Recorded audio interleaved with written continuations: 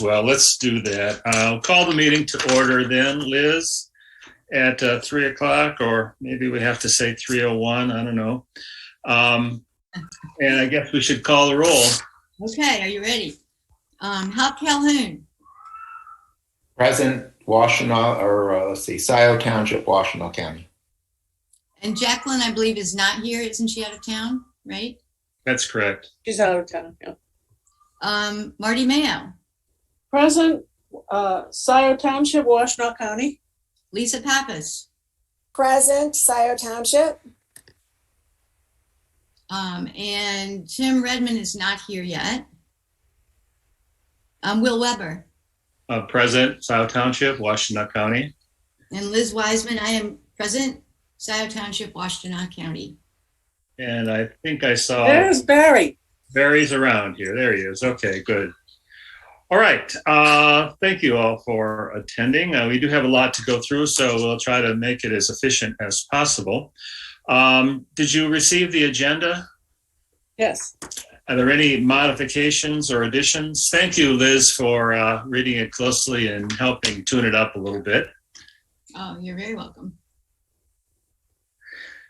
The one thing that's not on here is a discussion of the millage, and I wasn't sure whether any kind of report was appropriate for that or not. Barry, you mentioned it. Do you think that should not be discussed in the meeting? You put it on your closed session or your information to us. Do you have any sense of that? I think ultimately it would be appropriate for the LPC to make a recommendation to the Board of Trustees. It doesn't need to be done today. We've got so much else to do that we can pass on that for now. Okay. All right. So it's not on the agenda.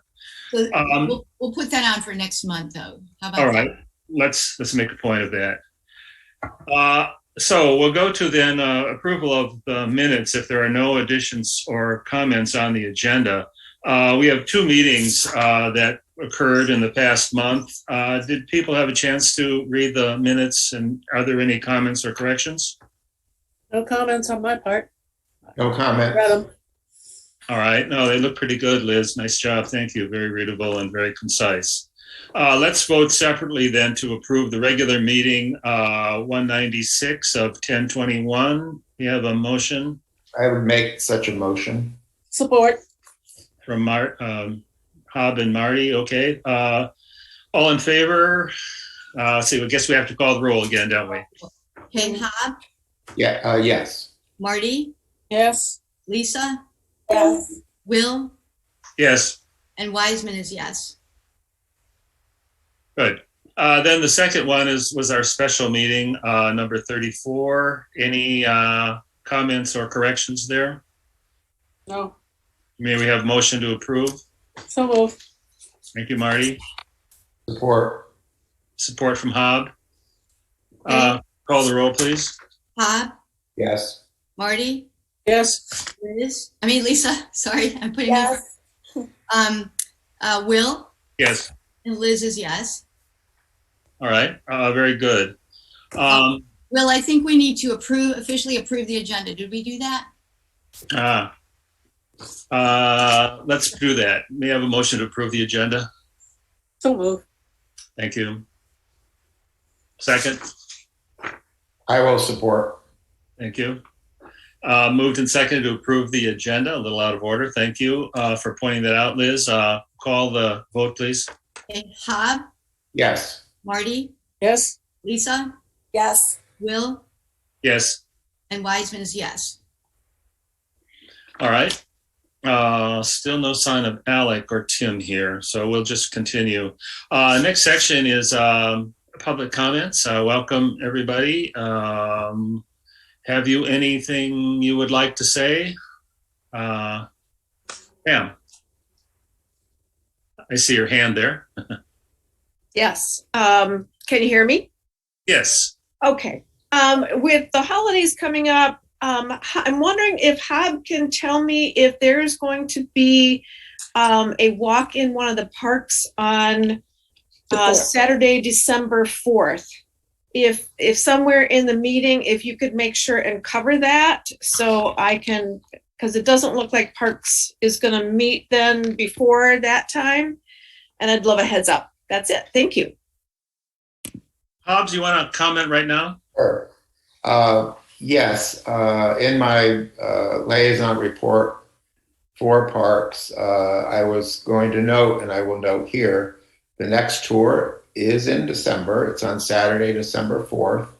We're meeting at Scio Woods on Scio Church Road, and that will be at 10 o'clock. Okay. 10:30. I'm sorry, 10 o'clock, and that'll be in the parking lot? We'll meet in the parking lot at Scio Woods on Scio Church Road. Awesome. Thank you so much. Okay. Good question, Pam. Any other comments, concerns? Okay, then we'll go to reports of our other committees and commissions. We may be lacking a representative from the Planning Commission. Is anybody aware of what happened at the Planning Commission in the last meeting? Alec usually would do that, or Jacqueline. Well, one but I thing guess they're happened. Not available, so we'll have to skip that. Well, one thing happened. Parks is- and Recreation. Hey, am I not Hobbs, heard? What's No. up? Will, Am I not? Yeah. Marty. Can you hear me? Oh, no, I couldn't hear you. You there, Marty? Yes, I'm there. Why? I think I said, can you hear me now? yeah, Yes? I can hear you fine. Okay. Mine is frozen up here. That's what's The happened. question is, can Will hear Marty? The main thing that I know of that happened, I did not stay for most of the meeting, but the master plan was finalized. The draft master plan was finalized from the Planning Commission's point of view. Now, it is either final or whether the board decides that it would like to also weigh in on this subject. It's not clear. I haven't heard anything from the board. And the only other thing that happened while I was present in that meeting was a proposal for a PUD in the cinema property. And the people were proposing storage, indoor storage facility. That would be the first thing that happened with prospects for some selling properties, sales facilities on the first floor. I think that was all. So that's all. There was a lot of protest for that. It turns out that property is a condo with 3 units to it. One is the restaurant, one is the little shopping center across from the restaurant, and then the third is the cinema. And the at issue was what would be happening at the cinema. What is the location of that property? Where the Quality 16 Oh. movie house is. Oh, I see. So the restaurant was Carlisle's, and then the little places across the street, the entrance street. Okay. I see. So So nothing. that's the 2 things that happened while I was at the meeting. Okay. All right. Sorry, my thing's locked up here. I wasn't getting any feedback, Marty. I'm sorry. I should have recognized you. Okay. So now on to Parks and Recreation. Hob, you want to tell us? Yes, thank you, Will. Very quickly. So recently, the work by our 2 University of Michigan graduate students who served as interns over the summer has been completed. Anna Cohn and James Johnson produced, what am I trying to say? A natural features inventory focusing on birds and vegetation, in other words, trees, shrubs, wildflowers, etc., of 2 of our preserves, West Scio Preserve, south of Jackson Road, and Liberty Pond Nature Area, which of course is on Liberty Road. So this information now provides the Parks Advisory Board and with information to be able to now move ahead with developing management plans in terms of natural features for those two properties. I'll just report very quickly that their report included an impressive number of plants and wildlife on both properties. You might be surprised to learn that they identified over 140 different species of trees, shrubs, vines, and other plants. So it was a very comprehensive survey. In terms of the importance for the LPC, their breeding bird survey revealed 67 species on the two properties, 17 of which found only at West Scio Preserve, and which features, some of you have went on our tour, a dense mix of hardwoods, a vernal pool, swamp as part of the Honey Creek watershed. And in terms of the LPC relevance, the natural features finding that probably was the most relevant to us as the Land Preservation Commission was the discovery of the exact location of a 3-acre great blue heron rookery, which up until recently has been sort of under wraps. But we can now tell you that is located on the West Scio Preserve. Rookery, of course, is a nesting site. This one has over 25, they found over 25 nesting pairs of herons, over 25. And this discovery and the township's desire to protect this valuable and unique natural feature, one of, I should add, only one of 3 rookeries in all of Washtenaw County, and apparently the largest, has implications for the LPC and its consideration of perhaps other properties currently in private ownership. So that is the internships, the Saturdays at Scio Preserves, which was a question asked, just mentioned here that members of the Land Preservation Commission, our commission, and the Parks and Recreation Advisory Board have been sponsoring a series of tours. We've now done 5, including Marshall Park, West Scio Preserve, Liberty Pond Nature Area, Sloan Preserve, and Divine. And of course, the next one, as I mentioned, it will be up this the next, I don't know, probably 3 Saturdays from now, December 4th at Scio Woods.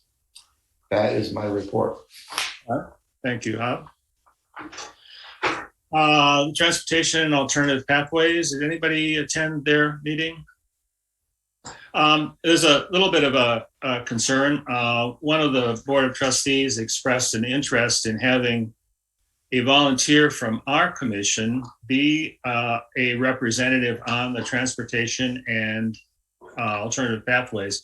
I checked with Liz, who's been somewhat in touch with some of the people involved here, and suggested Liz be our representative. Liz, does that sound all right to you? I have not attended their meeting yet, but I would be happy to give it a shot, sure. All right, well, see what you think. And Okay. if it's not the right thing, then we'll discuss it again, but I think you'd be a good person. All right, I'm happy to do it. Yeah, sure. thank you. And the Board of Trustees, again, we don't have our rep here in the meeting, but did anybody attend? We may have read reviews that Pam wrote of what went on, so perhaps that will have to be what suffices for our understanding. Any further comments on any of the commissions or other meetings of township bodies? Okay, then let's proceed to old business, open session here. Barry, is this a chance to pick up on the Buy, Protect, Sell project that you've been engaged in? Yes, absolutely. So I sent you all 3 documents as part of the packet for the meeting today. One of which was a revised policy statement, something that you all had seen some months ago, but now I think might be in a final or near final form. The second piece was a request for proposals for the Wren's property specifically, but the format is intended to be used for future such opportunities. And then the third piece was a means of indicating what other documents would be needed to be considered in a proposal.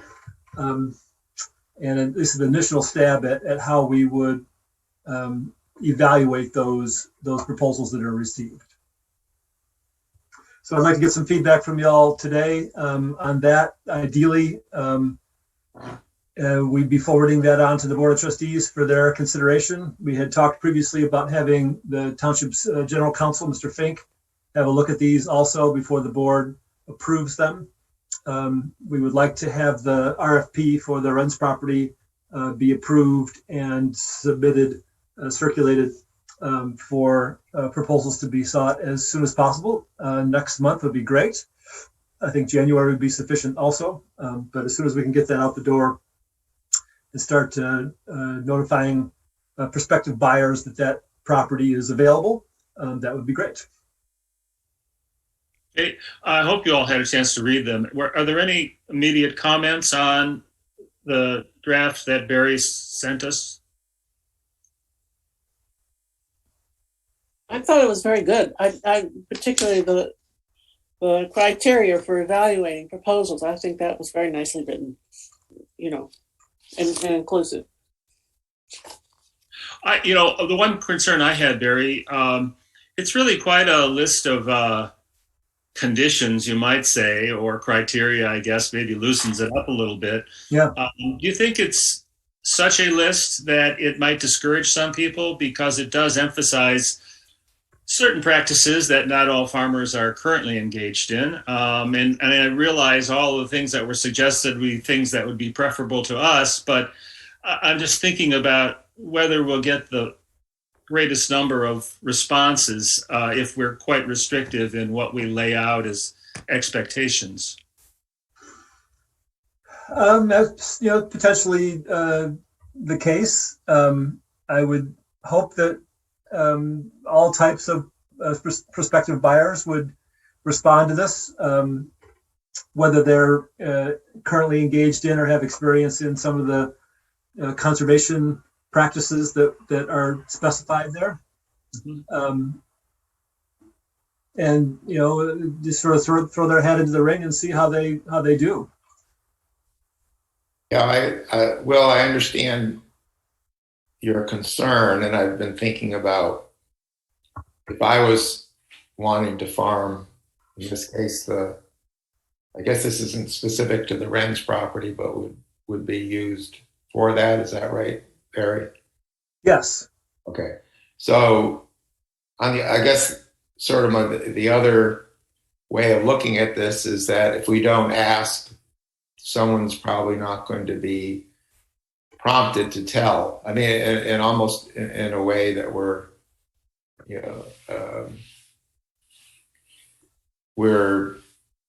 kind of giving people a sense maybe of the ideal candidate. And I'm not sure that's all that bad, but yeah, I understand what you're saying. Tim, I'm wondering what you've had fair experience with artisanal farming. What did you think of the proposal? Yeah, I think it's good. I mean, it's pretty detailed, and I hear you, Will, on we don't want to scare people away, but I like it.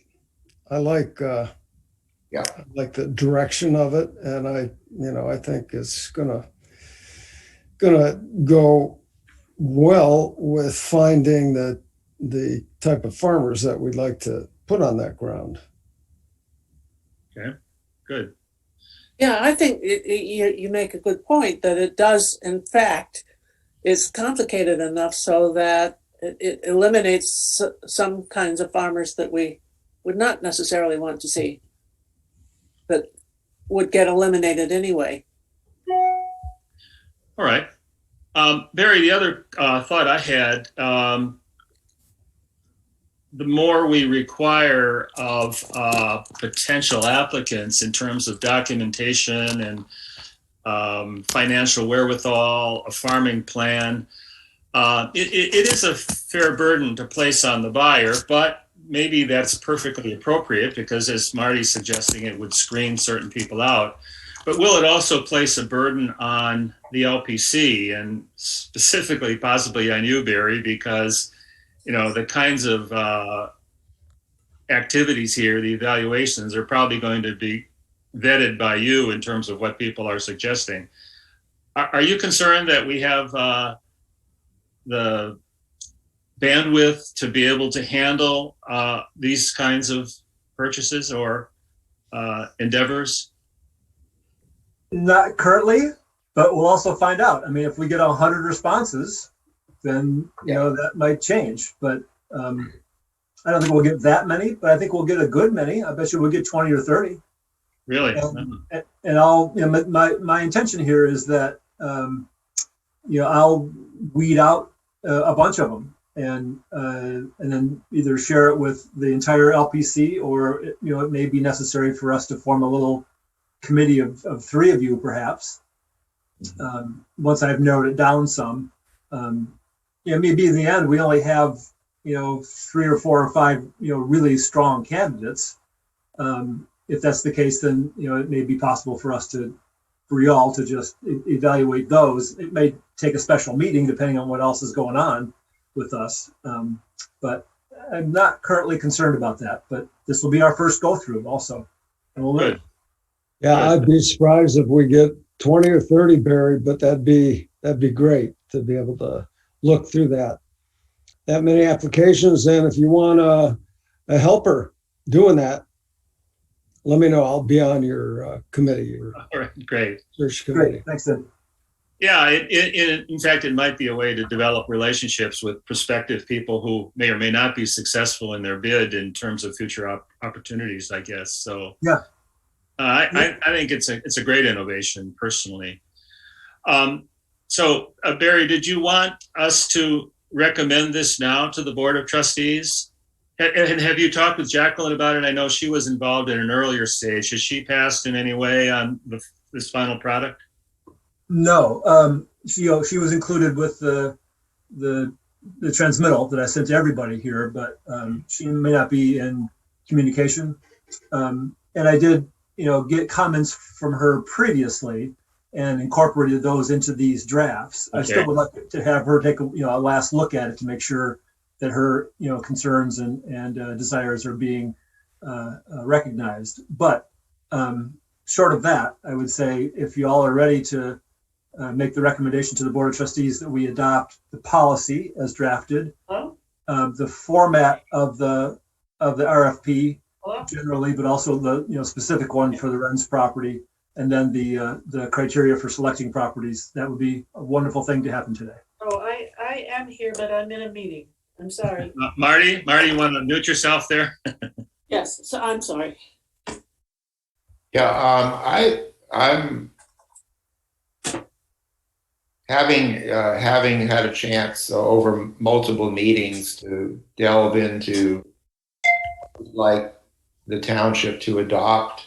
When I say the township, the Board of Trustees, in terms of a buy, protect, sell policy, I'm very comfortable with moving that forward. I think the Renz document, the one specifically that would be the model for a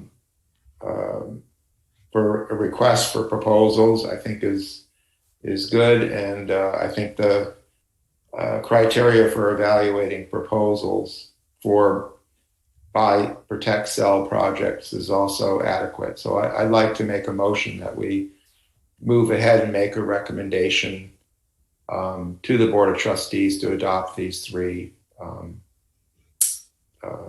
policies and documents. Okay, we have a second. I second. Thank you, Lisa. Any further discussion? Yes, Alec? Yeah, that would Breaking up, Alex. That must be contingent upon review for them to the BOT without having Jim Fink having reviewed the RFP. So I would just add a contingency upon township attorney review to that motion. Yeah, I would accept that as an amendment. Okay. Liz, is that enough indication as to the motion for you to write that? I believe so. Yeah, I think so. Okay. You'll check with Barry in final language then as well. Uh-huh. All right. Any further discussion? Thank you, Alan.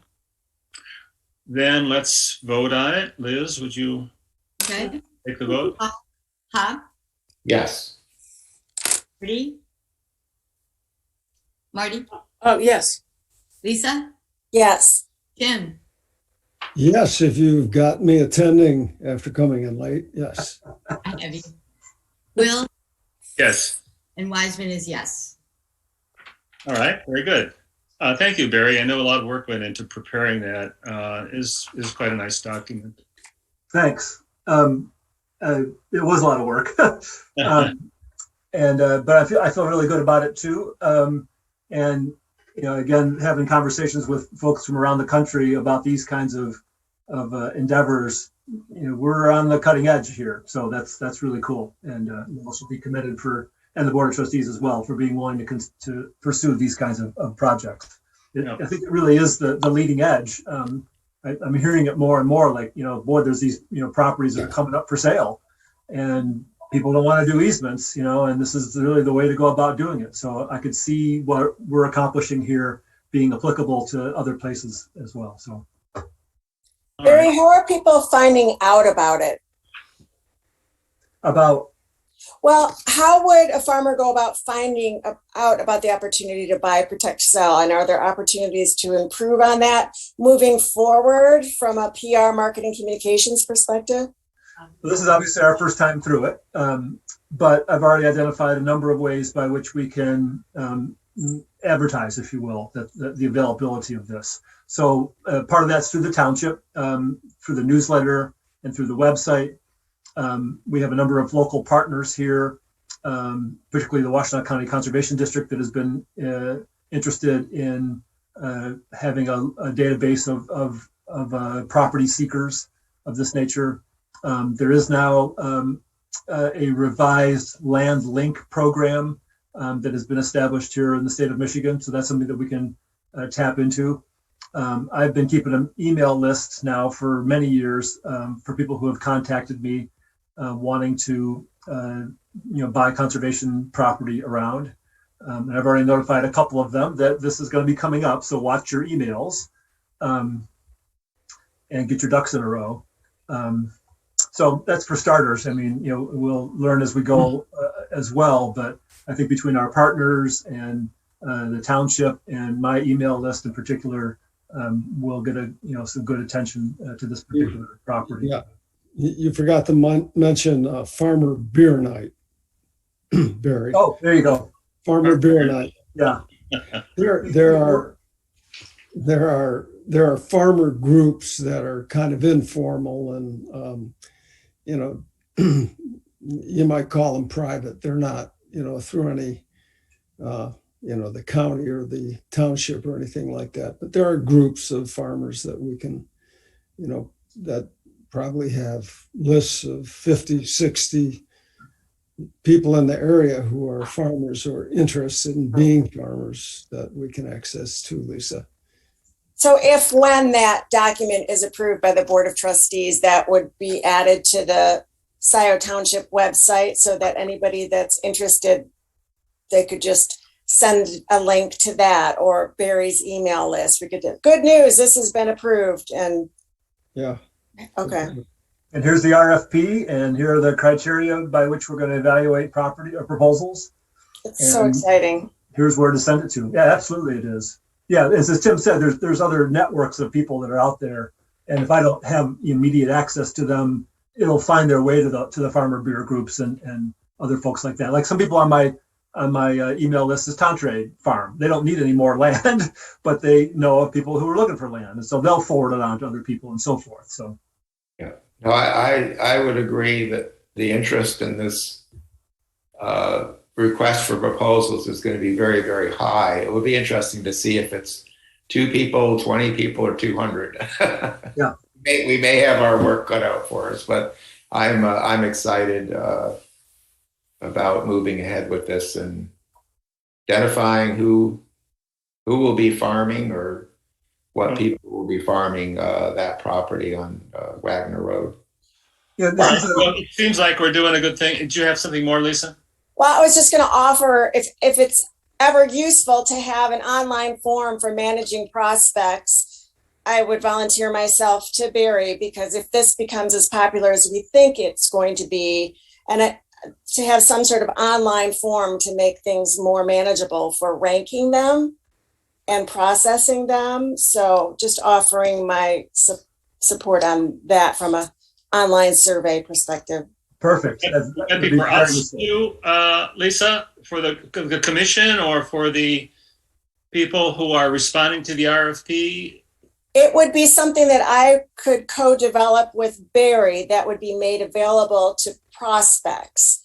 So it's so that we have some sort of organization for processing inquiries. So it's not just, oh, this email, this phone call, this, I bumped into him at the food co-op, that we have a very consistent process and fields of data that we're capturing on everybody who inquires, so that as we move forward, we can almost have a database of inquiries that have data organized for us from the get-go. Terrific. I will take you up on that. Okay. All right. Thank you. Okay. I'm going to move on. Barry, you're still up. Tell us what's going on with the Wren's property. Oh, nothing really. So we can skip on to the next thing. Right. No, that doesn't sound right. Yeah, I'm kidding you. Let me throw up the report here, so you can all see. This is what I sent to you previously, but just so you can see it in front of you. So, there was a flurry of activity toward the end of the month, which is when our original inspection period was due to expire. Which was November 1st. And we got the environmental site assessment. I think it was the Friday before that. Unfortunately, it didn't have any recognized environmental conditions, or RECs, as they say. But nevertheless, we needed to have that in hand and be able to evaluate it for more than about 35 seconds. So that was, we just got basically all of our due diligence in, right before the deadline.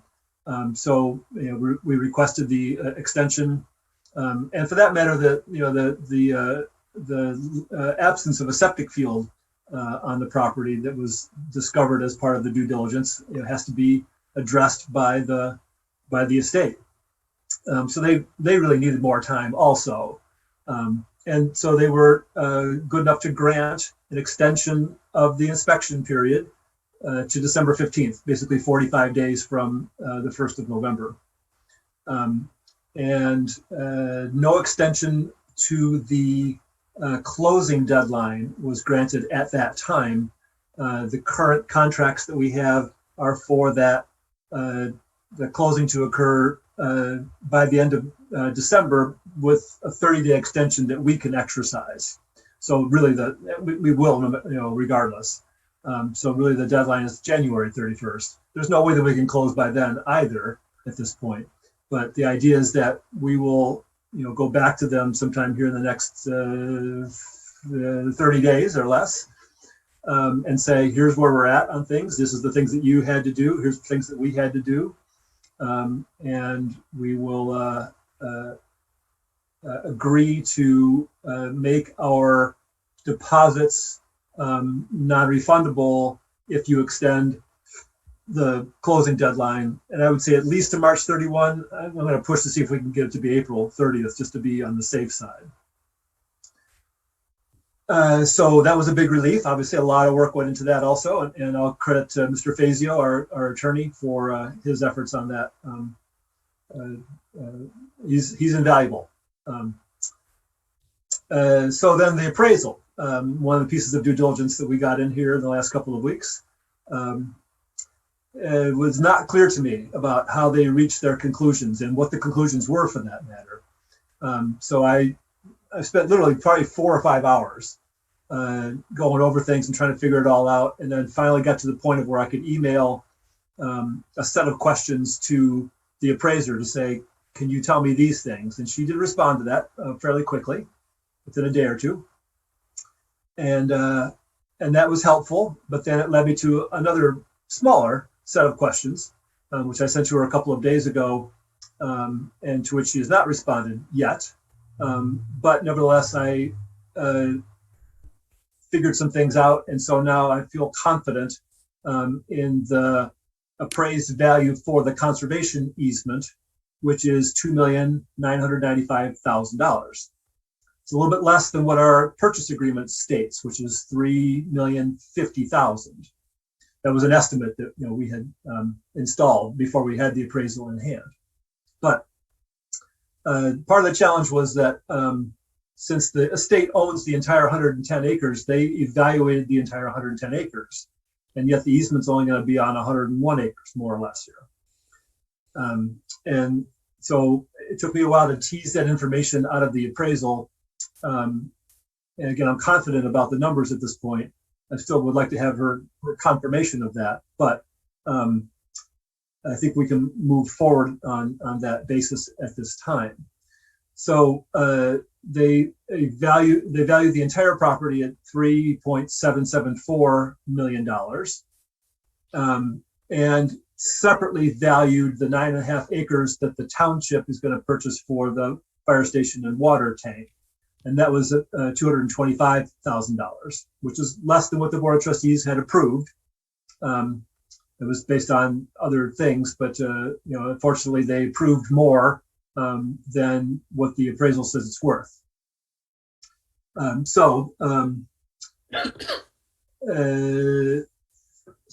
we're committed to providing the estate $3.5 million through all means. So the easement will be, as I said, $2.995 million. The north 9.5 acres will be 2.25. And the difference between that and $3.5 million is $280,000.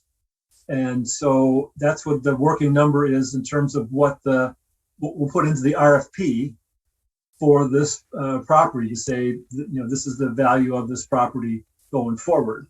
Of that 280, the appraisal cited the value of the building site of 3 acres at $150,000. And so the actual total value of the property after easement is $554,000, of which $150 is attributed to the building site.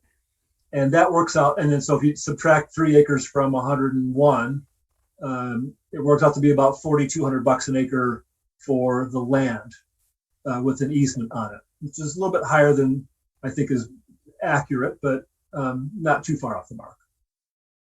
So the potential buyers of this property are looking at an overall cost of pretty small, actually, $280,000, for 100 acres. So basically $2,800 an acre. So that's the working number. That's what I've shared with American Farmland Trust at this point. I actually had a call this morning with my contact there, and let him know this is the conclusion that I've made and the amount that we'll be looking to them to purchase the property and hold it until we identify the new buyer. So the survey was also completed, and the stakes are in the ground as we speak. I need to go out and shoot baseline photos. I'm planning on doing that sometime tomorrow, and I'll be wearing lots of orange to do that. I did tell Pam that I was going to be out there, and she said, there may be people hunting out there, without her knowledge. So I will be careful. But that's something that needs to be done for our due diligence. I would like to get that done before the inspection period deadline on December 15th.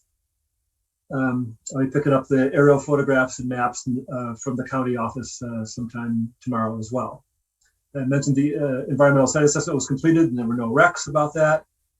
Pam Martin is pursuing the permit that they need to get from the county health department, and then hiring a contractor, and then they will set up a time for the contractor and a county sanitarian to go out to the site, and the contractor will be digging holes with a backhoe and looking for sand, hopefully within that 3-acre building envelope.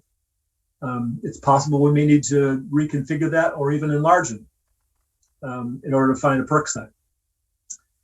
But hopefully we'll find something within that 3 acres. And that will then satisfy the health department. But that's the responsibility of the estate at this point, not us. Barry, I'm sorry, I've forgotten, who is Pam Martin? She is the daughter of Dick Renz and the personal rep for the estate. Right. Okay. She's the contact person. Good. So I notified the state and federal programs of the changes that we've had in terms of acreage and value. For the state program, the award was based on acres. So we requested $7,500 an acre times 110 acres and got a grant award for $825,000. So obviously we have 101 acres now. And so I notified staff. I had to fill out and resubmit a couple pages from the state application that indicated that the acres were lower, that the number of acres of land in cultivation was lower.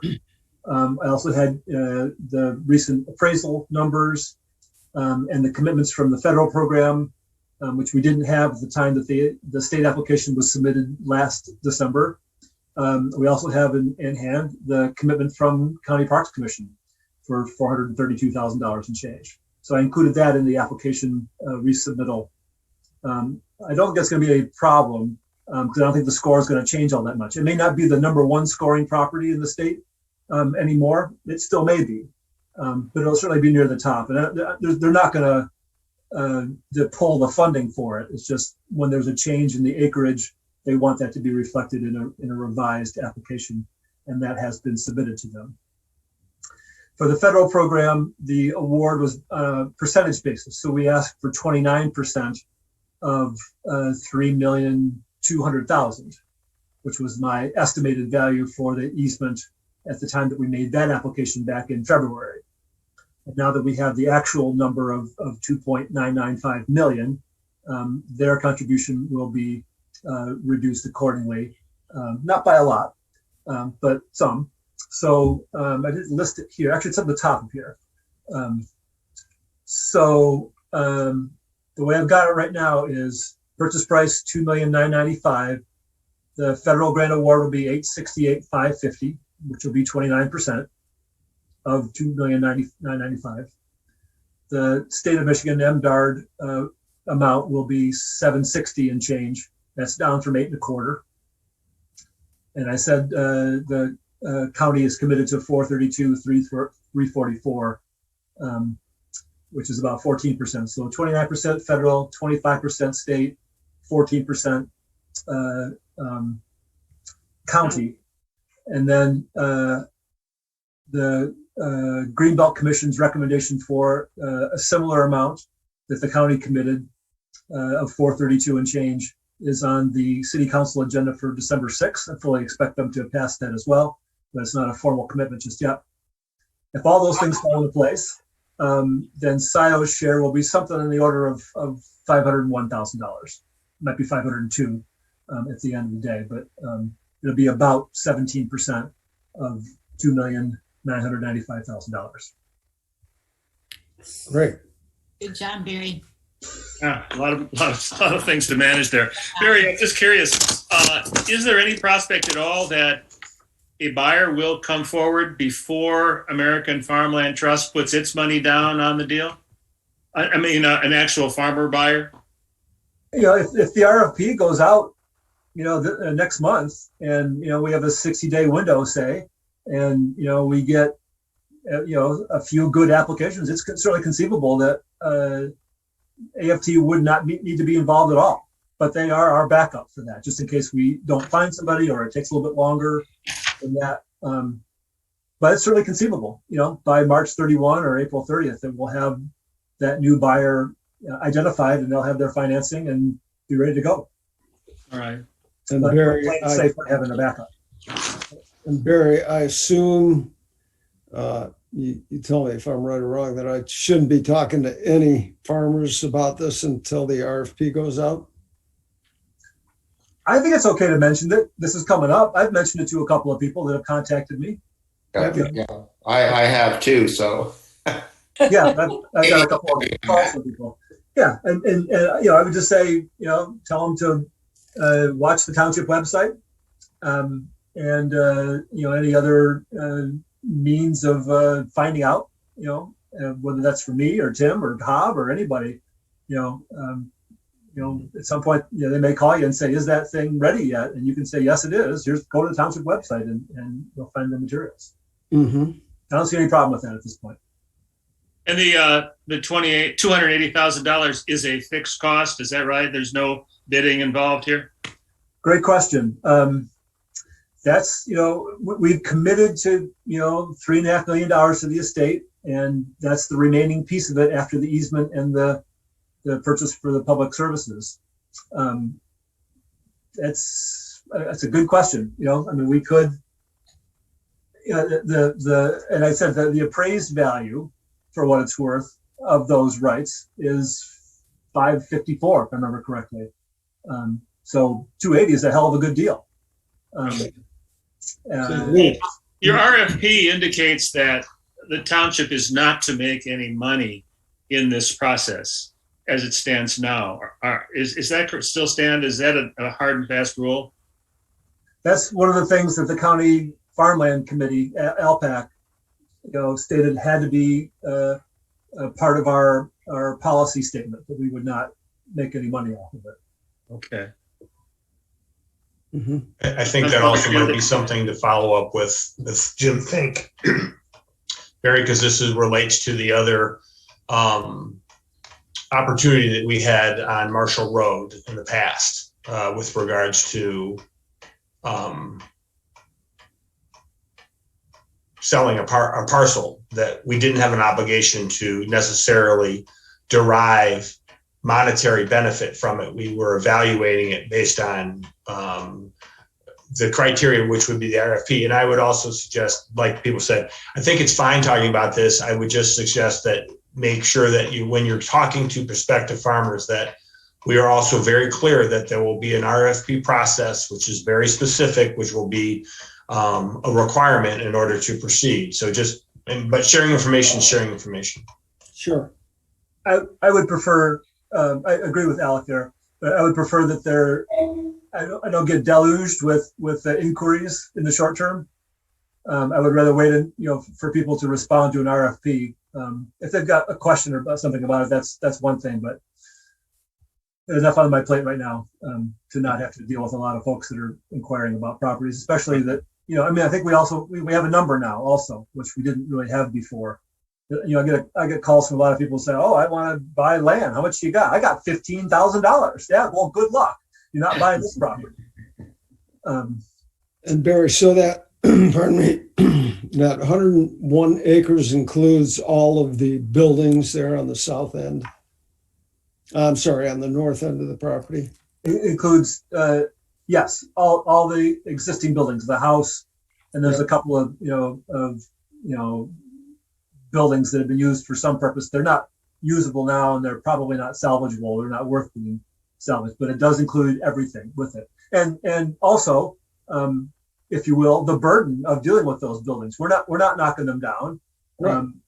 It's the appraisal identified that the buildings were likely not salvageable and reduced the value of the property by $10,000 to reflect the cost of demolishing the properties. So that's up to the buyer to choose, though. They can either demolish them or they can endeavor to rehab any and all of them, but it's on them to do. Yeah.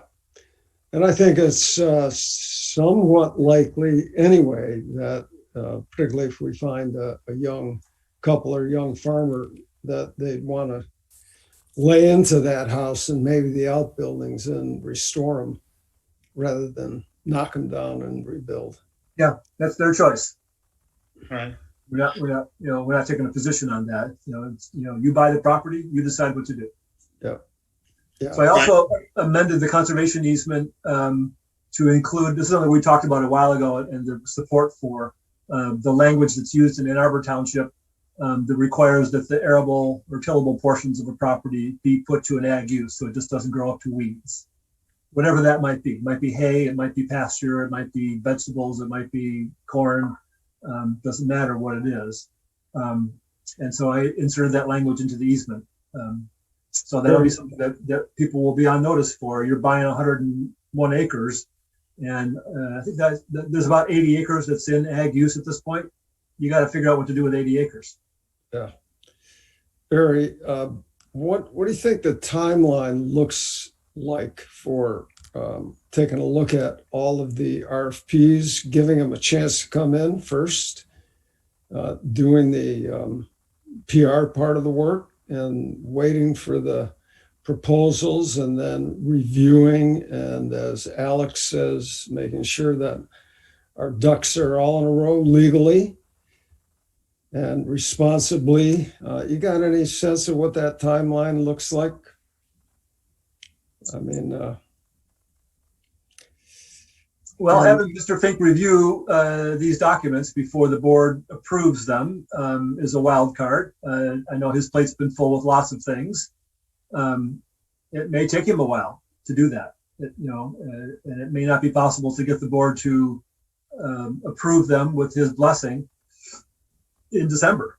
That may spill over into January. In the meantime, there could be an effort to, figure out how we're going to get on the township website, where it's going to go, what it's going to say, and other means of advertising the availability. And then I was thinking a 60-day window once we actually publish it. So if that happened in, January 1, that's, through February. And then, I'd say, depending on how many applications we get and how good they are, there's probably another 30 days worth of evaluation there. And then a recommendation, potentially from the LPC, in April. and then maybe 30 days to close, Yeah. to actually do the sale. Yeah. So at best, we're probably looking for looking at mid-spring for a farming group to get in there. Something like that. Group Maybe a little later. And Yeah. at worst, perhaps it's fall, which would be time to put in cover crops and, prepare do some ground preparation for the coming spring. But Yep. I mean, everything's in hay right now. And so, that could be, a crop that is harvested again next year, either by the owners or, currently it's leased out to Dale Fry and Ken Freeland. A new owner could choose to continue leasing it out to those guys for the 22 growing season, and then take it over from there, or continue that lease arrangement into 23. There's no requirement in this affirmative easement language for the owners to farm the property. It just has to be put to an ag use, so they could continue to lease it out if they wanted to. And we will consider dividing the property. No, It's got to be not. one entire Yep, lot. you're buying 100 acres that's not divisible. That's correct. We talked about this before, but there's already an incredible amount of complicating factors in this project, and that just adds another whole layer that I just don't think that we can't deal with that now. We have another property that has been nominated that is much smaller, half the size of this basically, where I think that opportunity is, and we don't have deadlines and all that to deal with. Yeah. Okay. I think that's a better opportunity, Tim, than to try to mix that in here also. So we're selling this, as a 101 acre property. Barry, you might, if that's going to come up again, you might look at the documents that you've prepared, because I think you did indicate the possibility of subdividing in there. not necessarily specifically for this property, but in general, I think I saw some suggestion of that as a, I recollect that too. Okay, yeah, just take it out. got it. For this one in particular. Right. It's a big piece of property for, as you know, Barry, for the type of farmers that we've been thinking about. Right. But, producing, 50 acres of organic hay or something like that is it's good. Yeah. Good income producer. Yeah. There's certainly opportunities, but that's for the buyer to decide. All right. If there's any final comment, we'll take that. Otherwise, if we can move on to new business. Any other comments? Barry, thank you for the work you've done so far on that, and look forward to seeing that proceed. Thanks. All right, then in new business, first item was constraints of the Open Meetings Act, and this arose because of a number of things, just our own uncertainty. One of the commission members mentioned to me a desire to be more informed about any of the conversations that were going on between meetings, and there's a fair amount of things that just had to do with the details and, advice and my talking with Barry or Jacqueline talking with Barry. And it isn't that we don't want to share, but we're sort of bumping up against the constraints of, discussing things that are governed by Open Meetings Act. And I had a conversation with Barry about what are these limitations. And I think Barry has a pretty good understanding. And Alec, I'll ask you to chime in too if you see some way to help us understand what our limitations are for discussing matters outside of our regular meetings. Barry, could you just tell people what you told me? Yeah. So first of all, this is a 7-member commission, and so 4 of you constitute a quorum. And anytime there is a gathering of at least 4 of you at the same time, it's considered to be a meeting and needs to be posted and all that kind of stuff. So we do. If we're going to have any, conversations outside of the meeting, it needs to be with 3 or fewer people. Otherwise, we have to call a meeting. My understanding is that certain things can be shared by email with everyone, but that the limitation is not engaging in discussion about those items, because that crosses the line into what we do in the course of a meeting. Sharing information or updates on something like that, I think is acceptable for me to do with you. And you can respond by saying "great job" or those kinds of things. But if there's any questions about things, I think that those are best addressed to me individually. And same thing with conversations, that we may have. That I'm happy to answer questions about things if things come up for you, but we just can't do that in an email context or in groups of larger than 3 of you. That's my understanding. Is there anything else I missed on that, Will? Well, I'm wondering about our site inspection visits where we might all be there. Is that an exception or is that a problem? That's a good question. It definitely does toe the line. The endeavor, I think, from the restriction of the Open Meetings Act is that you don't conduct business at those meetings.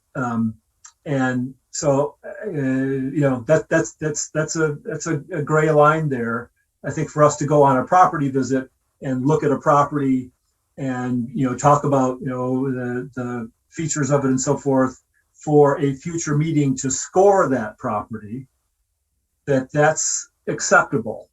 But, conversations about projects that are in process, or any other, item that might show up on an agenda, that's where you cross over the line of where that's not appropriate to do in that context. Well, I have another hypothetical. What if all 7 of us go to the Scio Woods, Saturdays at Scio next December? Is that we can't do that, or how does that work?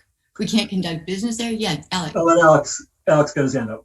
Yeah, so a couple of comments to this. So the intent of the OMA is that you do not have deliberation outside of the meeting. So Barry is correct. You can send information just like Barry did. He sent us information with regards to Wrens and other properties. Will, Jacqueline, and Barry can speak as a group and work on a direction for the group as a whole and share that information. You could not then respond to it as a unit, as a group. That deliberation is meant to be in public. So in terms of going and getting together, you can always get together. You just cannot deliberate and conduct business.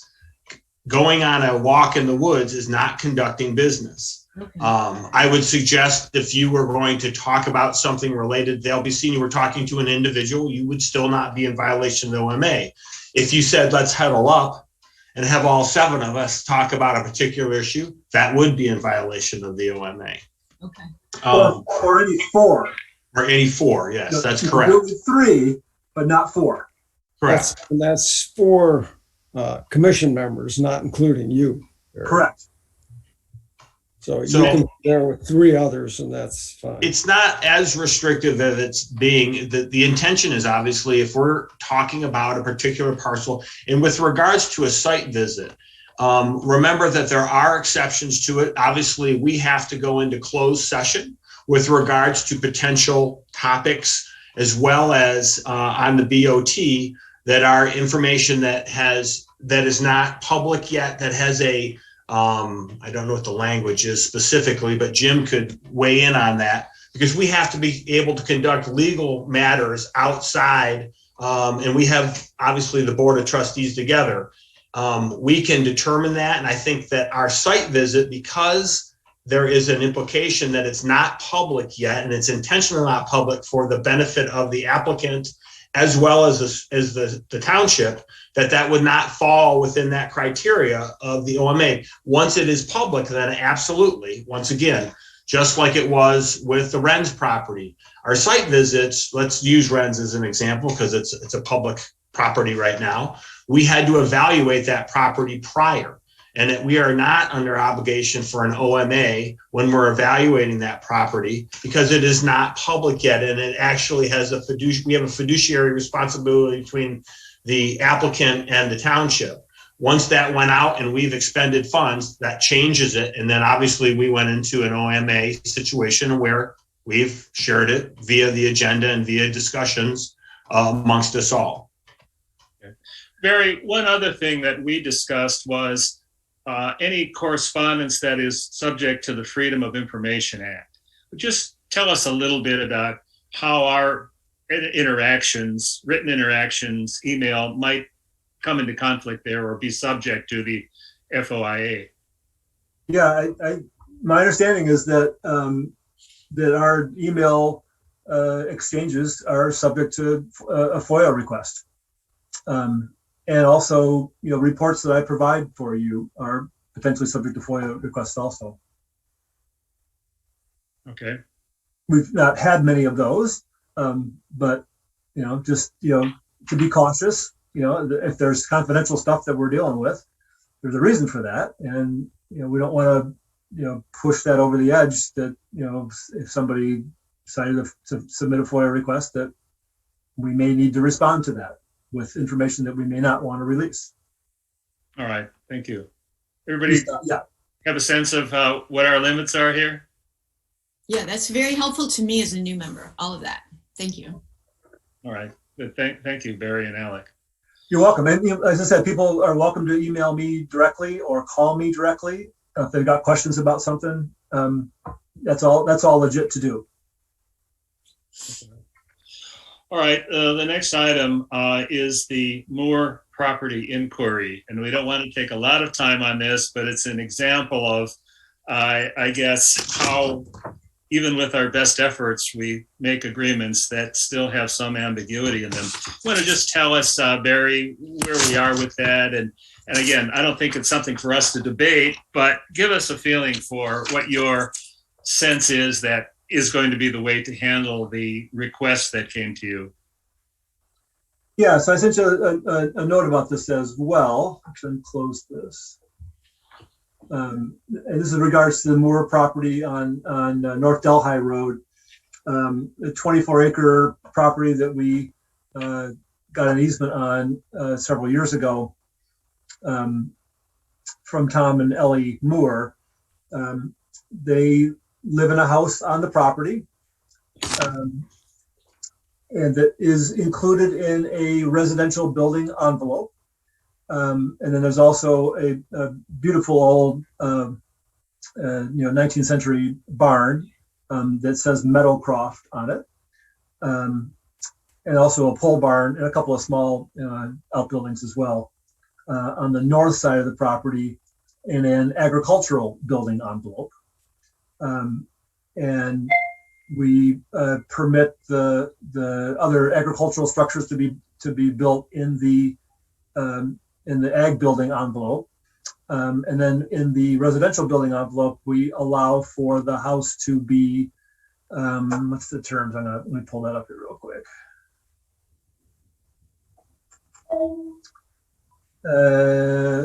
Grantor retains the right to maintain, improve, renovate, or replace the existing buildings and structures. That includes the house on the property. So Ellie Moore passed away a couple of years ago, and Tom, has his health challenges, and so he's moved in with his daughter Mindy Kerr, who's the one that contacted me, and I forwarded her email to you all as well. Her question was, I'm getting ready to put this, property on the market for sale. Can we add on to the house? And I went to the easement and said, well, it says you can improve, renovate, maintain, improve, renovate, or replace. Does that mean that you can expand the square footage of the house? And I didn't feel like I could answer that question on my own. There are times when questions like this come up and I say, no, the easement's very clear about this. And you can or cannot do that. This one I didn't feel as confident about. Before we purchased the easement on this property, the Moores had extensive discussions with Legacy Land Conservancy about an easement donation. And then along the way decided that they wanted to apply to our program, and we ended up purchasing the easement from them.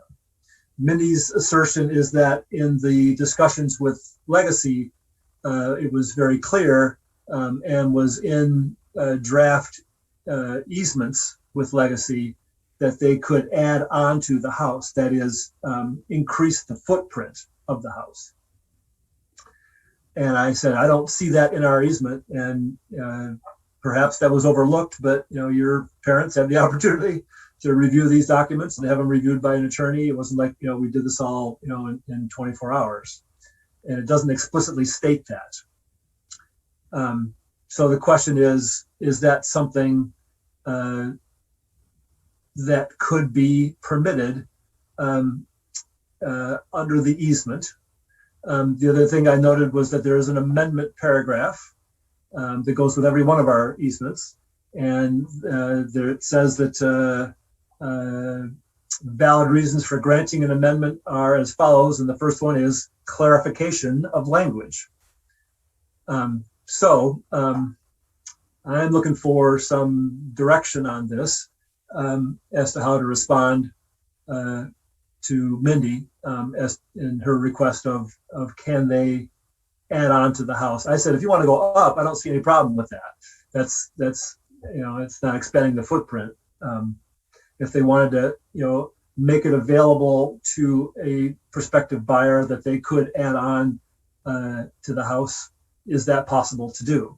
And my suggestion was because of the proximity to other residences and the vegetated nature of the property around the house that I wouldn't see a huge issue allowing somebody to build off the west side of the house in particular. Other sides probably not so bad either, but I just didn't feel again that I could make that call myself.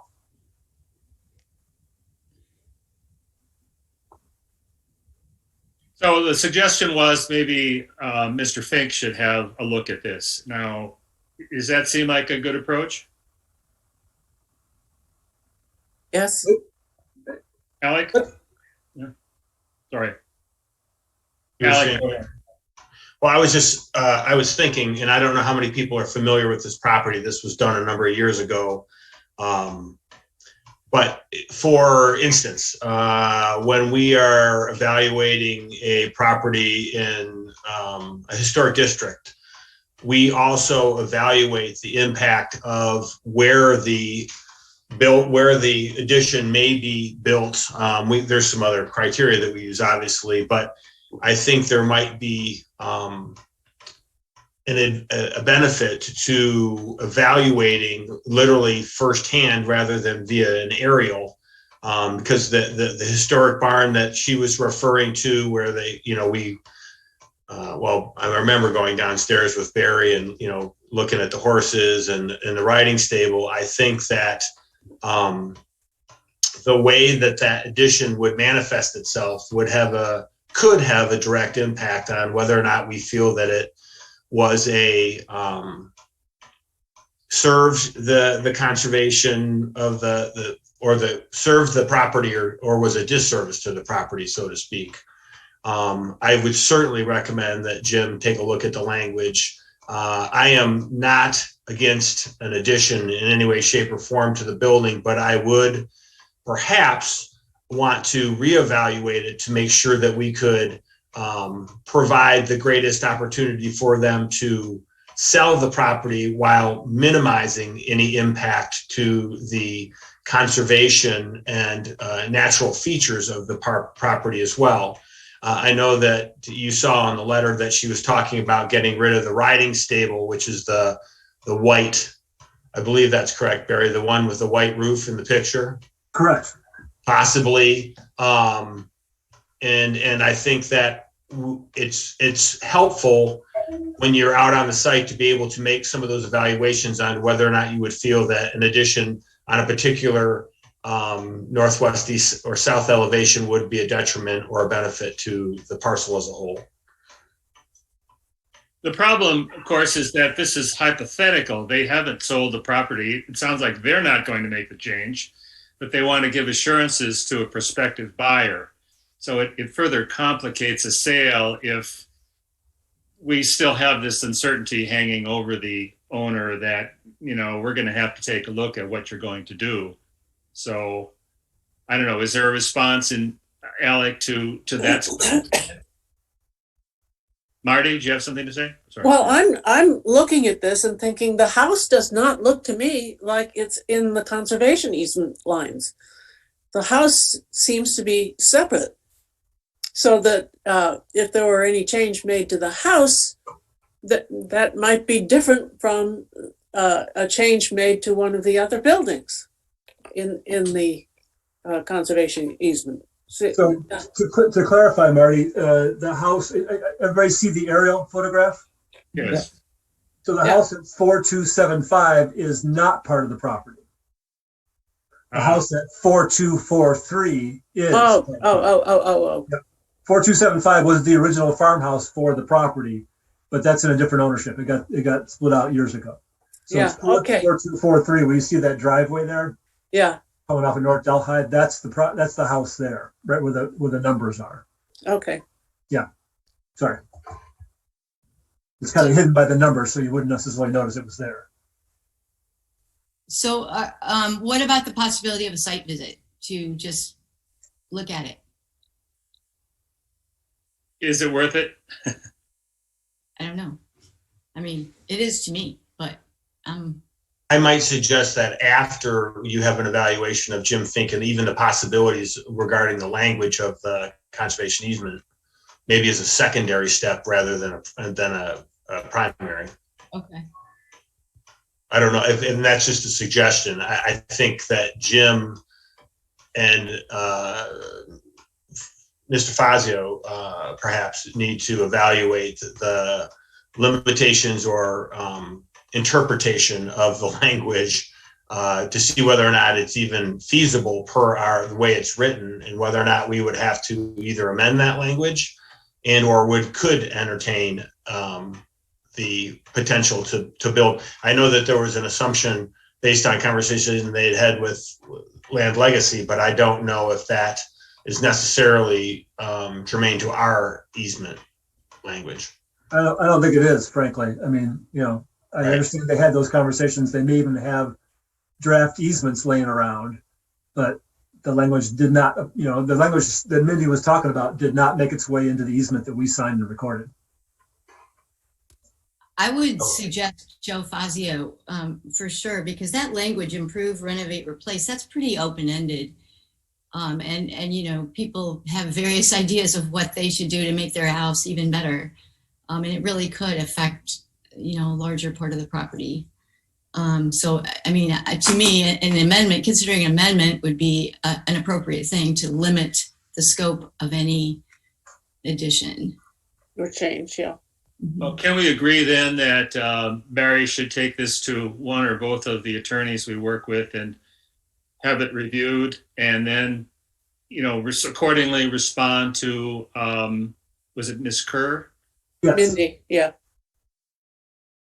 Yes, and I'll let her know that, I told her we were going to have this discussion, and I'll tell her what the outcome was, and I will make the contact with the attorneys straight away, so we can, hopefully get an answer on that soon. Excellent. Thank you. And I should say also that this will not be the first time this is going to come up. In fact, I got another similar kind of request from the Dom Sig Foundation that runs White Lotus Farm on Liberty Road, but they own that Park Road property just south of the Sykert properties that we bought recently.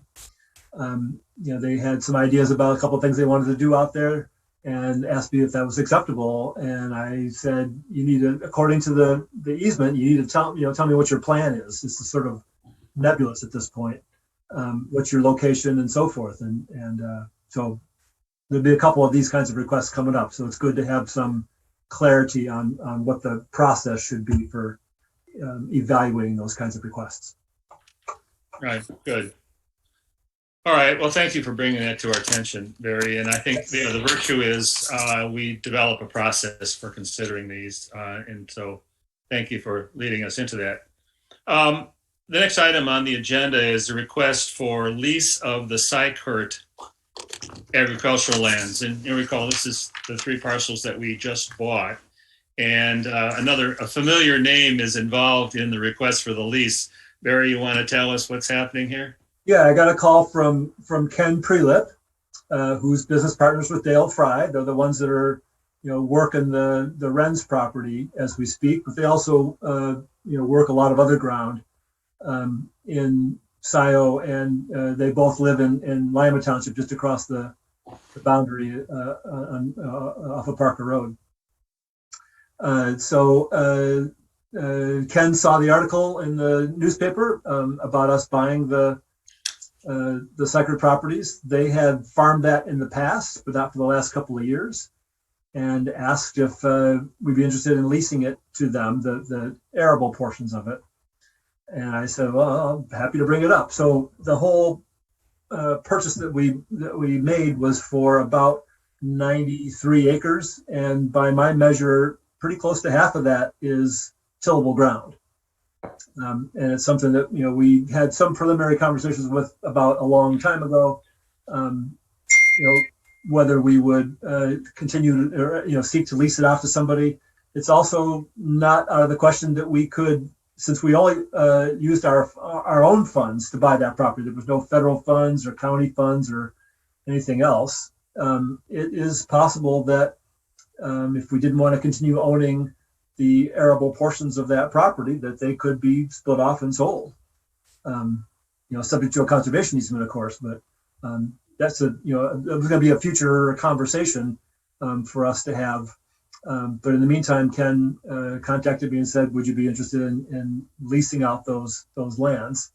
And obviously not for, anytime soon, but, they'd be looking to do something in, April or so or May of 22.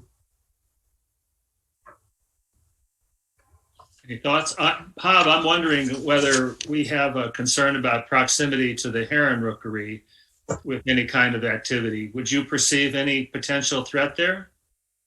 Well, I walked all three parcels a couple weeks ago, and certainly the piece that's closest to the West Scio Preserve is a sensitive piece.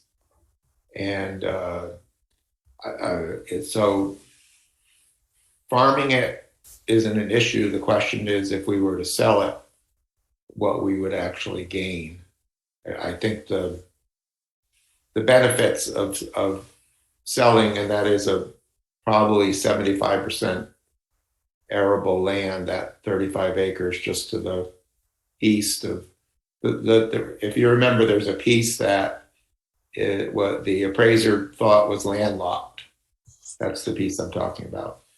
And it's the one that, thank you, Barry. Yeah, it's if Barry, you can put your cursor on it. That's it's probably maybe only 60% open, but I think that should be thought of as being added to the West Scio Preserve. The other two fields are not as I don't think is much of a concern. I will note that 20 years ago, when I talked to the adjacent property owner, that field in question, the Northwest field, if you want to put, that one right there had grown up and started to grow up into woody vegetation. And at the time, it was not available for any farming activities. So one of the things I think the township needs to think about is, if we do nothing with any of these fields, that there's a potential that we would lose these open habitat, over the next 20 years completely. So there are some management decisions that we're going to need to make. In the short term, I will just notify Ken, this has sparked a conversation amongst the LPC and the Parks Advisory Board, and maybe others, about the use of those parcels. And we don't have an answer for him now, but we'll engage in a conversation about it and get back to him. Correct. That's perfect. Do we have a prospective trail or a possible trail that might include crossing any of these properties? Does anybody know? Well, if you look at the Transportation Alternatives Program, their concept of some potential pathways, you will notice that I believe that you'll notice that there's a 60-foot wide swath of land that runs from the end of Avalon Way, which is the northeast corner. There it is. The northeast corner of the most eastern property runs west all the way to the easement that we bought from Sheldon Smith, which is that wooded, kind of looks like a woody area. Yeah, there it is, 9.5 acres. And then the heron rookery, of course, is in that vicinity right there. So, there's a concept of a pathway, to answer your question, but how it actually would run has a lot to do with how the property north of where it says Graham Preserve, that's the what's the name of the development? Woodview Commons, I guess. So how that is developed and where the township ends up running a trail will have a lot to do with whether those connections are made and how they're made. Does that answer your question? Yes. Well, back to the issue then of what we should do in response to Mr. Prelip and his request to lease the land for agriculture.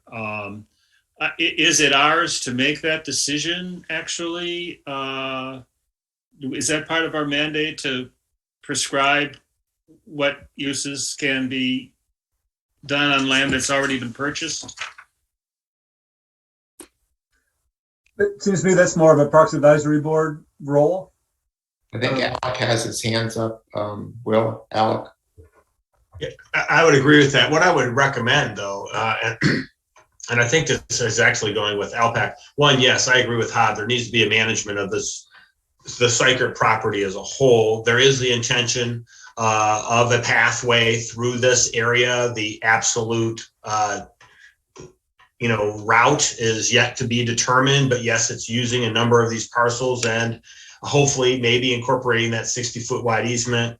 But I would also think that we should be developing, just like we did or were requested for the Renz property, we should be having some type of RFP or some type of process that would open this up for any farmer of a different type of agricultural enterprise to be able to lease the property. I don't think it should be Mr. Prelip or any one particular individual. I think absolutely that they would have the opportunity to, put in something that says we would like to be able to lease this property and evaluate it just like anybody else.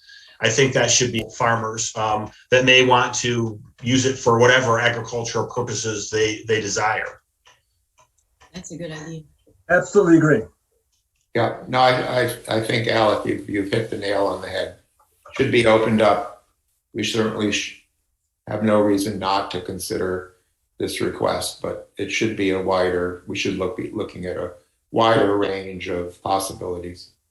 So if we have a consensus, Barry, I think maybe you need to go back to Mr. Prelip and indicate that we have not yet decided what use that property is to be put to, and tell him we'll continue to consider his interest, but at this point, not able to make a formal agreement.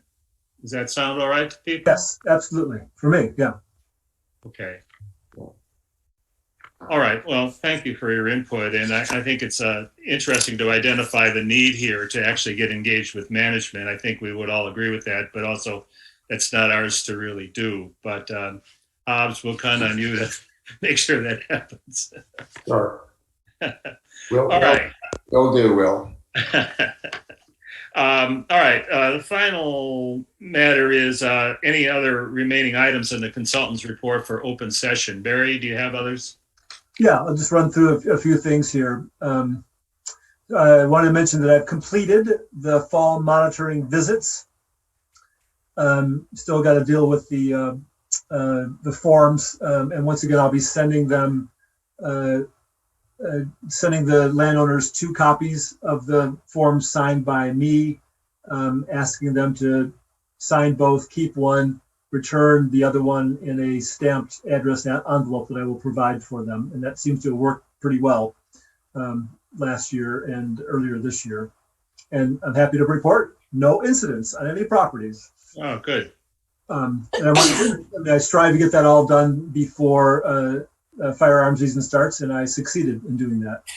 Between Scio, Webster, and Ann Arbor townships, I had 31 easements to monitor this fall. Oh. And I got to them all. So, and I want to briefly mention, I think I may have sent you info about this, but Stan Parker passed away a couple of weeks ago. Stan is a neighbor, was a neighbor of Bruce Manny on Parker Road. Obviously, his family's been there. I think they moved to, the Parker family moved to that property in 1824, if I remember correctly. Oh. And Stan was a lifelong farmer, and he was a respected person. And early on, 20 some years ago, more than 25, 25 years ago, when we were first starting to talk about farmland preservation through conservation easements, and there were a lot of skeptics out there. Bruce, as you all know, was a great advocate for the program, and he literally walked down the road and met with Stan Parker and Helen, his wife, and told them what it was about. There was a state program that had money available to sell development rights at that point. They both applied and were accepted and sold easements to the state program. They were one of the, I think that was maybe the second and third ones in the county. And it was one thing for Bruce to do it. You know, Bruce was farming his land, but Bruce was also a PhD biologist and had a job at U.S. Geological Services.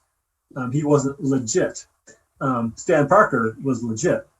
And so, you know, when we were able to say, well, Stan Parker sold, you know, a conservation easement on his property, people sat up and paid attention, and that was really huge for us. So just wanted to pay a little homage to Stan in his passing. And then regards to the Andrus Trust, had my hands full here with the Wrens project and lots of other stuff like monitoring 31 conservation easements. And I just haven't got around to it yet, but it's I'm slowly ticking things off the list. Getting the Bioprotect cell stuff done and a lot of the Wren stuff done, you know, was the priorities, as well as the monitoring. So it's the next really important thing to take care of, and I will get to it hopefully this week or next. Just briefly on that property, Liz, did you attend the tree planting ceremony that you mentioned in an email? On Saturday, yes. And there were, I think there were between 30 and 40 people, they said, all day long. And of course, Sunday was very snowy, but they planted 300, there are 3 varieties of Asian chestnut. So it's going to be a whole field back there. Oh, wonderful. Were the children involved as well? Mm-hmm. Oh, sure. Yeah. Mm-hmm. Great. Good to hear. The event. A lot of great stuff happening out there. It's really a terrific project for us, both in terms of, you know, all the things that we've done to pull it all together, but then also the uses that are being made of it, you know, going forward with the U-pick operations and, you know, all kinds of stuff out there. So cool. And I did confirm. I would agree, Barry. And along those lines, people applying to purchase the 101 acres might want to visit out there to see the types of things that are going on. It's rather remarkable. Yeah. Yeah, you know, a shout out to Pam if she's still on here for publicizing the activities at Honeybee. I think that's really helping a lot to, you know, have such a broad selection of people promoting the activities there. Yeah, right on. They've had great turnouts for the U-pick, but also a lot of other volunteer activities like this happened this last weekend. Yeah, good. And I did confirm with Tom Burnham that there's still one outstanding mortgage that he needs to deal with on his property, but at least there's progress on that. Happy to say. I did want to also briefly mention, stop sharing that, and I'm going to share here.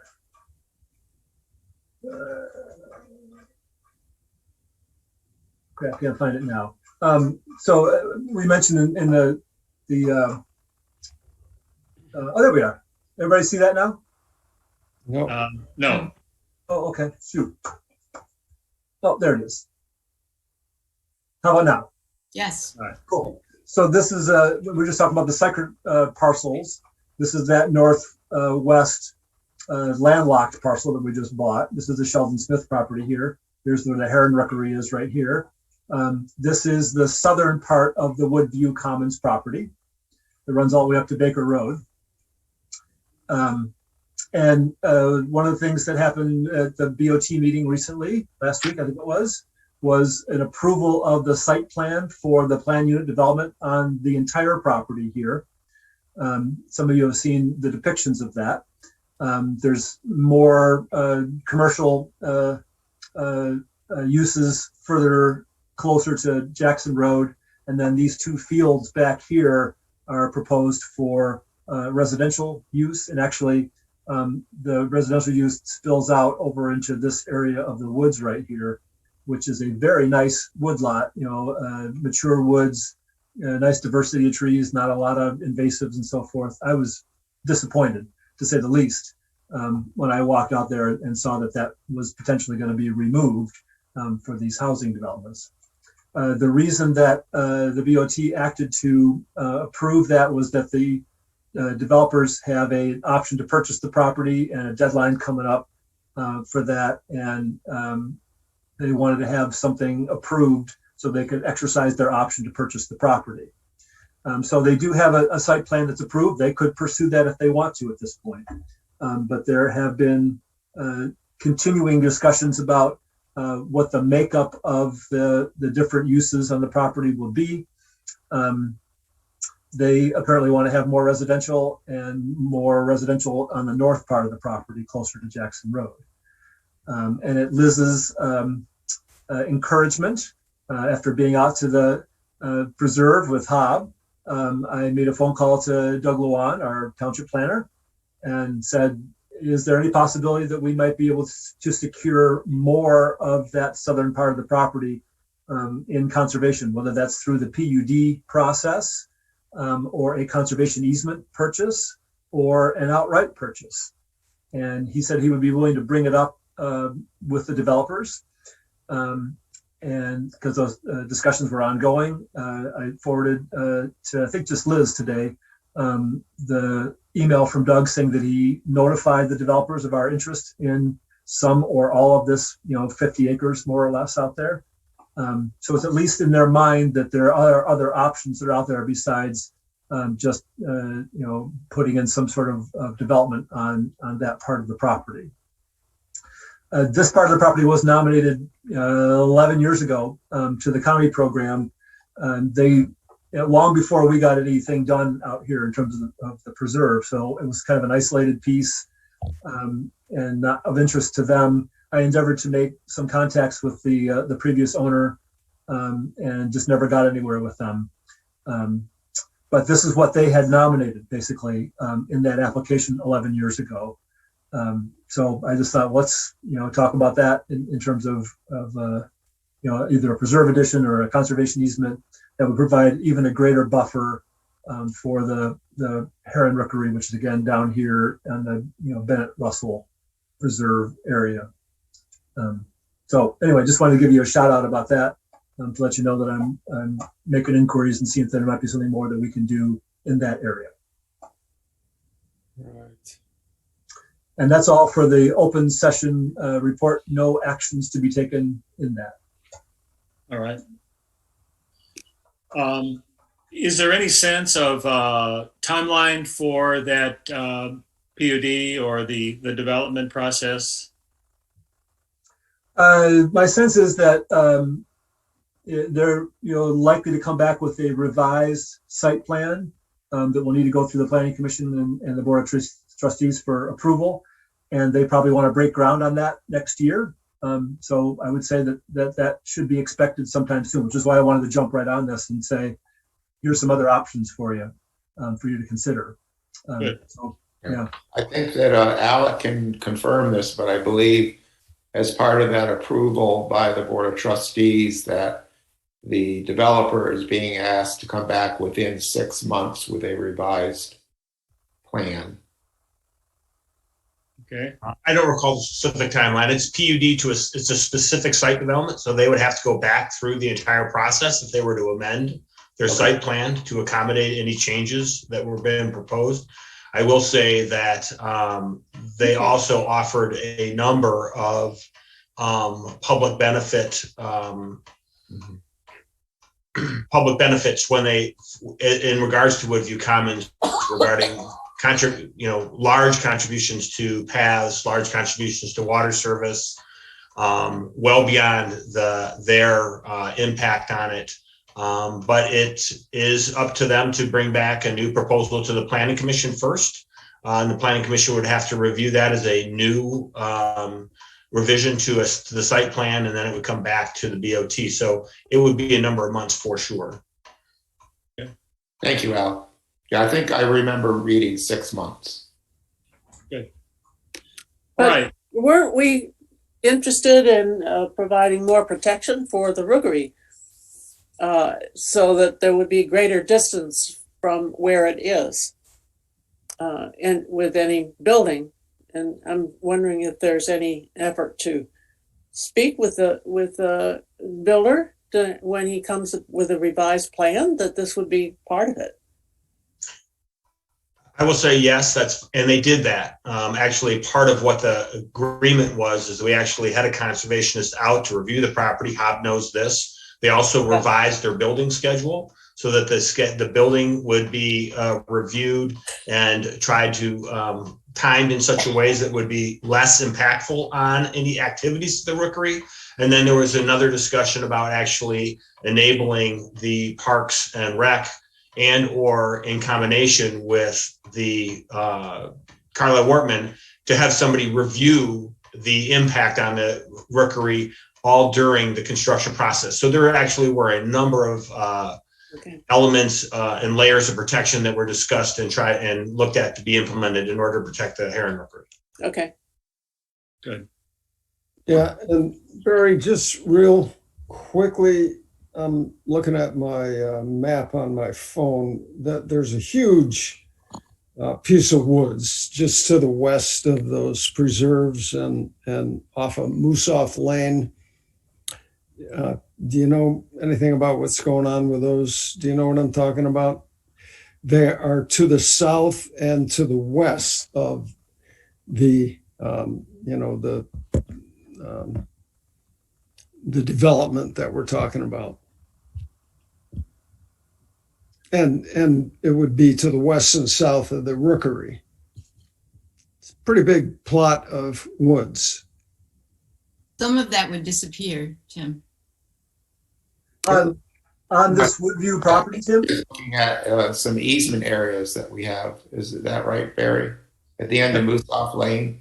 Those are conservation easements, I believe, held by the township. Well, the preserves are. Can everybody see the aerial? No. No. Hang on. Yeah. I think Barry has a map that he can use to make sure we know what we're Here we go. talking about. Go west, Barry. Go west. No, Barry, I think he's talking about the Fry easements. Oh, way to the west. Yeah, way to the west. Yes. Go west. Go west, young man. I don't have. Okay. All right. Yeah, I would suggest we might we have some time to discuss this because the Woodview Commons is going to be coming back to us. So perhaps we want to concentrate our efforts because we still have to go into closed session, I believe, and it's 4:45. So just a thought. Yeah. Can we put this off at this point? Yep. All right. Keep going. Can we have a motion to go into closed session then? I would make such a motion. I'll support. All right. Aren't we supposed to say something about why we're going into closed session? Is that right? Going into closed session to discuss matters that are pending. Okay. I would make such a motion. Pending property evaluations. Okay, here we go. Hob, Yes. Marty, Yes. Lisa? Lisa? Oh, she's muted. I think she's saying yes. Okay. Tim? Yes. Will? Yes. And yes for me. Okay. I don't know if others of you are experiencing instability here in the Hi, connection. Pam. Thanks for coming. All right. Barry, I'll let you take over here then for the Let's closed wait. session.